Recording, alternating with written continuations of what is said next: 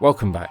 In this video I'll be painting the Wood Nymph. This model was part of the bundle, The Enchanted Forest by Crippled Gods Foundry. With the model painted black, I applied the base layers. The dress is mostly made up of nature such as vine and leaves, so I used a dark green, planning on building up the brighter colours. Looking at the fingers, they're long and pointy as if they're tree branches, so I figured I'd make her flesh look like bark, as if she's more of a tree, one with nature.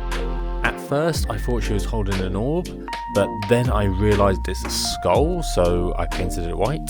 The hair, I was a bit unsure what colour it should be.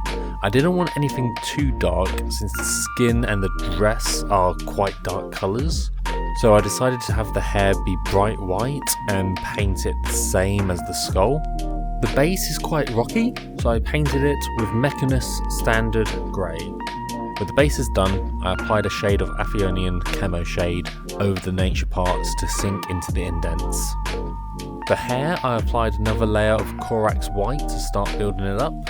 I wasn't quite happy with the flesh, I wanted a darker shade of brown, so I used Rhinox Hide. Building up the layers of nature, I dry brushed over it with Nurgling Green.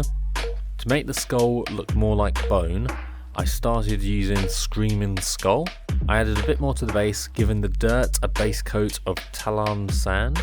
Now I took a bit of a risk. For the pure white hair, I applied a shade of Cassandra Yellow.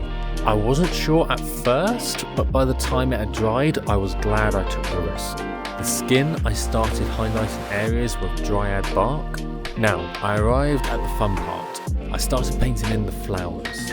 I wanted them to be bright colours to contrast the dark browns and greens. I went with three: a yellow, a purple and an orange. While painting the flowers, I noticed leaves on the vines, so I used a bright green and started making the leaves more focused. I also wanted to finish off the base. The stone I dry brushed to highlight it with a lighter grey, as well as using Grelin Earth for the mud, and applied a mountain tuff from Army Painter.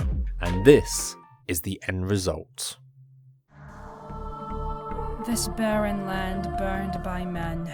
From the ashes life shall grow once more.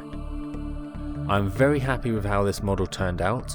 The contrast between the dark and dull green and browns with the brighter flowers and hair. The grass I put next to her foot as if she's creating life wherever she walks. I hope you enjoy this video and look forward to the next one. Thank you very much and goodbye.